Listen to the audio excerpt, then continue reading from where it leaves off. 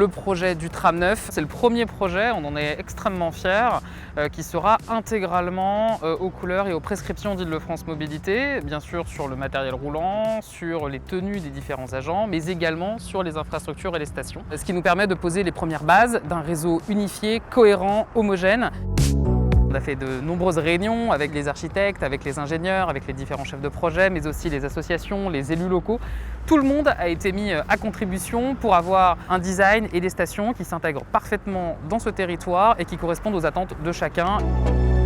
Ces différentes stations du tramway reprennent cette logique de design pour tous avec 4 piliers, 4 besoins pour l'usager, que ce soit l'accessibilité, la sécurité, la durabilité et le confort. Nous avons voulu ouverte sur la ville, suffisamment repérable et ensuite tout est en ligne. Donc à partir du moment où on rentre sur un point, on peut parcourir l'intégralité des choses. On a de nombreux supports assis et également des éléments de billettique.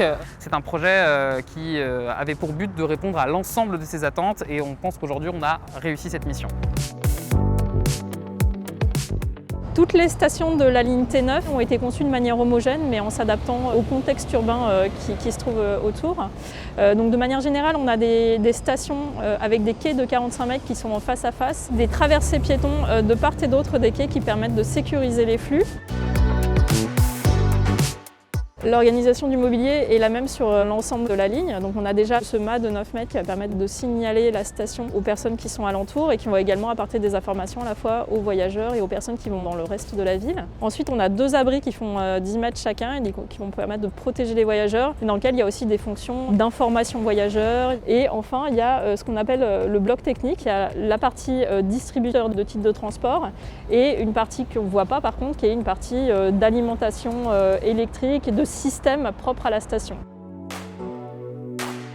Les matériaux, ils ont été choisis à la fois dans des gammes de couleurs assez sobres et dans des matériaux qui sont durables. L'idée de ces stations, c'est à la fois d'être fonctionnelle, de se mettre au service du voyageur en lui apportant du confort, la protection contre les intempéries, de l'information voyageur, de la sécurité, mais c'est également qu'elles présentent des bonnes caractéristiques pour leur maintenance, pour leur durabilité dans le temps. C'est un peu tout ça qui a déterminé la conception des stations tout au long du projet.